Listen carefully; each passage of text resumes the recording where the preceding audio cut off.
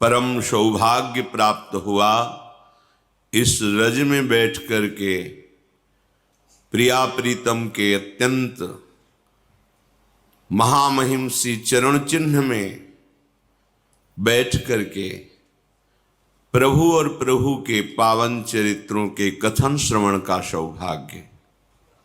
इससे प्रतिपल नवीन उत्साह बढ़ता है भगवत प्राप्ति का। सत्संग की स्वयं की एक महिमा है। यदि हम आदर पूर्वक श्रद्धा विश्वास करके श्रवण करें, मनन करें और जीवन में उतारें तो बहुत जल्दी संसार की आसक्ति का नाश हो जाता है और भगवत प्राप्ति की पात्रता आ जाती है, दिव्यता आ जाती है, दैवी संपदा का हमारे हृदय में प्रादुर्भाव हो जाता है, आसुरी संपदा का नाश हो जाता है। साफ संगों के त्यागने की जो बड़ी कठिनता है वो सत्संग में सहज में ही वो सामर्थ्य प्राप्त होती है कि हम उसे त्याग देते हैं। सर्वसंग त्याग ही महा आनंद में डुबोता है। ये जो हम संग करते हैं किसी विषय का, वस्तु का, व्यक्ति का, स्थान का, मूल हमारे हृदय में आनंद प्राप्ति की लालसा होती है। आप देख लीजिए, अच्छे से अच्छा या बुरे से बुरा जो भी हमारे द्वारा कृत्य होता है उसका मूल कारण होता है सुख भोगने की लालसा। मुझे आनंद आ जाए, क्या पीऊं, क्या खाऊं, क्या देखूं, क्या सूंघूं, क्या छूऊं, क्या भोगूं, जिससे मैं आनंदित रहूं। पर दिशा गलत हो गई, खोज आनंद की हो रही है, क्योंकि ये आनंद का ही अंश है, इसलिए ये आनंद की खोज कर रहा है। हमारा वेद कहता है आनंदो ब्रह्मेति व्यजानात् आनंदाद्धेव खल्विमानि भूतानि जायन्ते आनंदेन जातानि जीवन्ति आनंदम प्रत्यभि संविशन्ति थी। जो आनंद हम खोज रहे हैं वो ब्रह्म है। उसी आनंद ब्रह्म से हमारा प्रादुर्भाव हुआ है, जन्म हुआ है। उसी आनंदेन जातानि जीवंती, उसी आनंद में हम जीवित हैं, जीवित रहना चाहते हैं। और ऐसे आनंद को प्राप्त करना चाहते हैं जहां दुख का लेश न हो। आनंदम प्रयंत्यभि संविशन्ति थी। प्रवेश पाना चाहते हैं ऐसे आनंद में जहां लेश मात्र भी दुख न हो। बिल्कुल, हम आनंद से प्रकट हुए हैं, आनंद में ही जीवित हैं और आनंद में ही प्रवेश करना चाहते हैं, क्योंकि हम आनंद के अंश हैं। जो आनंद सिंधु सुख राशि, ईश्वर अंश जीव अविनाशी। क्या है?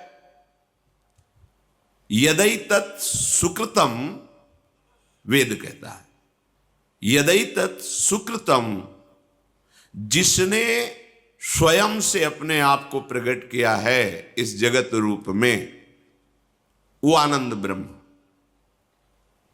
वही अपने आप में प्रकट है। कुछ प्रश्नकर्ताओं का प्रश्न होता है, भगवान ने हमें क्यों फंसा दिया, क्यों जन्म दिया? समझो वेद क्या कह रहा है।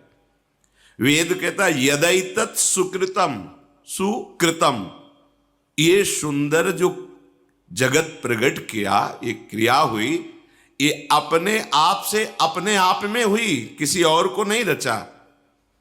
कैसा स्वरूप है? रसो वैशः, वो पूर्ण रस स्वरूप है। हमारी मांग क्या है? रस, आनंद, सुख, प्रसन्नता। रसम हृवायम लब्ध्वा आनंदी भवतु। जो अपने स्वरूप को जान जाता है वो रस स्वरूप हो जाता है, वो महाआनंद में डूब जाता है। बहुत विचारणीय विषय है, वेद है। आनंद पूर्ण ब्रह्म, उसके अंश आनंद में, खोज आनंद की, जीवन आनंद, प्रवेश आनंद में। दिशा गलत हो गई। अब हम सबको भगवत स्वरूप नहीं मानते, ना अपने को मानते ना सामने। स्त्री पुरुष, अच्छा बुरा, वस्तु व्यक्ति स्थान, इसी राग के कारण हमारी दुर्गति हो गई। आनंद जब तक हमें प्रभु नहीं मिलेंगे तब तक नहीं। देखो, जब हम ऐसे कर्म करते हैं कि आनंद का मार्ग ढक जाता है तो हमें जीना अच्छा नहीं लगता। आनंदेन जातानि जीवंती, आनंद के लिए ही हम जीते हैं। जहां लगा कि अब आनंद नहीं मिलेगा तो बस लगता है आत्महत्या कर लो, प्राण त्याग दो। क्यों? क्योंकि आनंद में जीना चाहता है। क्यों आनंद में जीना चाहता है? क्योंकि वो आनंद का अंश है। फिर उसे आनंद क्यों नहीं मिल रहा? क्योंकि दिशा गलत हो गई, सोच गलत हो गई, भ्रमित हो गया। आनंद प्रभु में है। वो आनंद, उसका तारतम्य वर्णन करती श्रुति। पीछे संस्कृत में कई बार इसकी चर्चा हुई सहज में। लौकिक आनंद, युवावस्था हो, निरोग शरीर हो, संपूर्ण भूमंडल पर अधिकार हो, संपूर्ण शास्त्रों का ज्ञान हो और अपार धन संपत्ति हो, बहुत सी सुंदरियां उसकी सेवा में लगी हो, इसे भोगानंद को मानुषानंद कहते हैं। युवा शरीर है, स्वस्थ है, विद्वान है, धैर्यवान है, पूरे भूमंडल का शासक है, विशेष विशेष रत्न आभूषण सब उसके अधीन है और सुंदरियों के द्वारा, वो युवतियों के द्वारा सेवित है। इसे मानुषानंद कहते हैं। सबसे बड़ा भूमंडल का ये आनंद है।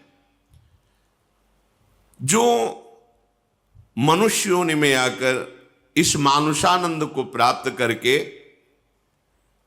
उत्तम कर्म, पुण्य, दान, यज्ञानुष्ठान आदि, तो मनुष्य योनि से वो गंधर्व योनि को प्राप्त होता है। भगवत प्राप्ति की बात नहीं हो रही है। गंधर्व योनि को प्राप्त हुआ जो मनुष्य है, उस मानुषानंद से 100 गुना बढ़कर उसे सुख मिलता है। उसे मानुष गंधर्व कहते हैं।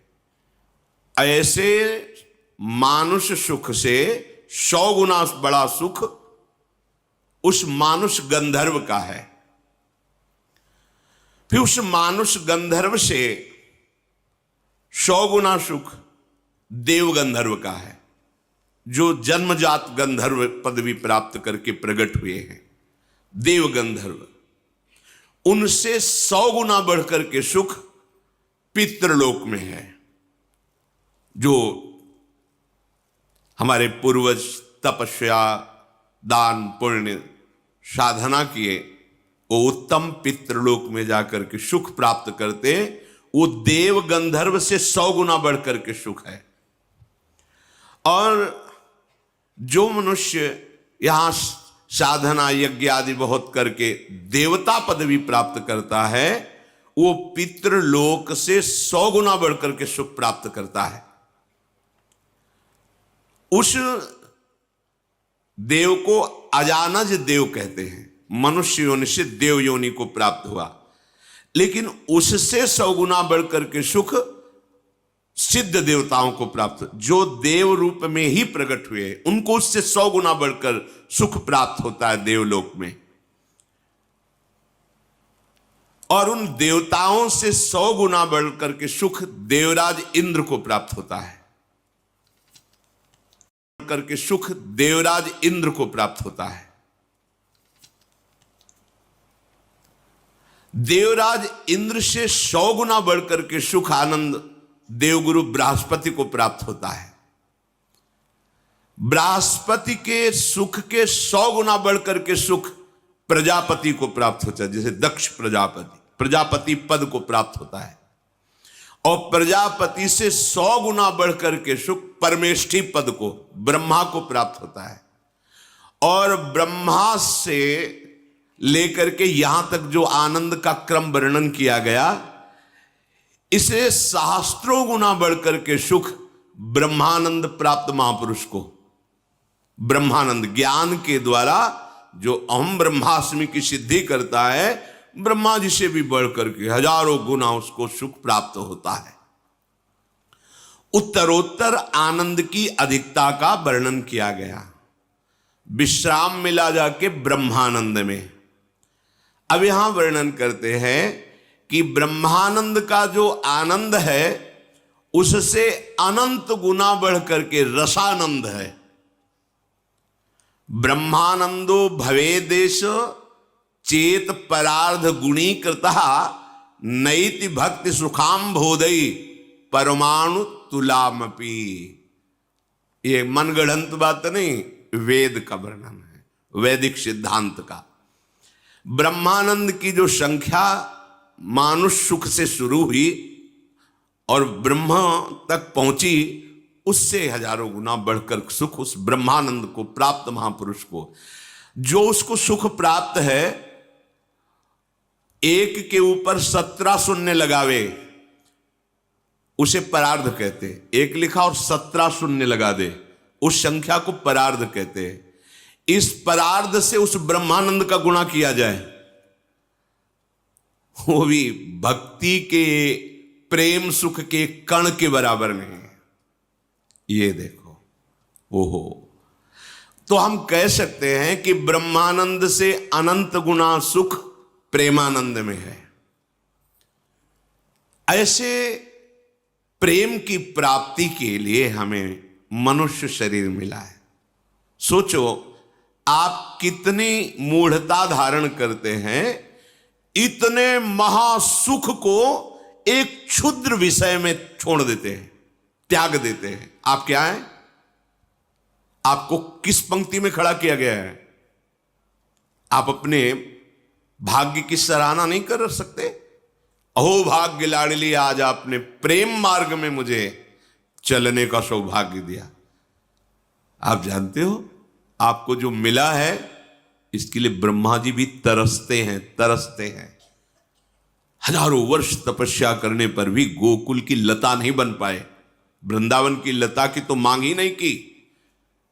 आश्चर्यचकित होकर, भयभीत होकर 3 परिक्रमा करके चले गए। 60,000 वर्ष तपस्या की कि गोकुल की कोई लता बन जाए, नंद नंदन की चरण धूलि पड़ेगी। ये वृंदावन धाम आपको मिला, आश्रय मिला, दर्शन मिला, वास मिला। कल आप सुन रहे थे, प्रियाजू की शरणागति मिली, राधा नाम जपने को मिला। जानते हो आप कहा हो? ब्रह्मानंद के आगे 1 लिख के 17 शून्य गुणा किया जाए तो वो भी रसानंद की तुलना में नहीं आएगा। प्रेम से प्लावित होकर के जो राधा राधा राधा। किसी ने 2 बजे रात्रि के पूछा किसी से, आप क्यों बैठे हैं? उनका, हम केवल दर्शन के लिए बैठे हैं। हमें दिखाया उसको, क्यों दर्शन करना चाहते हैं? पता नहीं, जब से राधा नाम सुना है